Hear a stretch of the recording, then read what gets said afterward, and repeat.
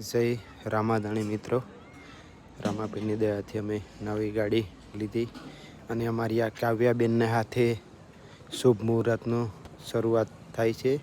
હાર લાયા અને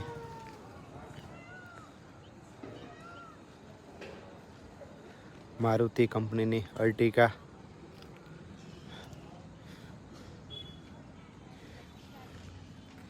જય બાબારી, જય રામાધણી.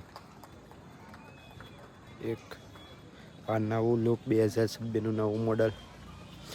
જય રામાધણી. જો એકદમ જબરજસ્ત લુક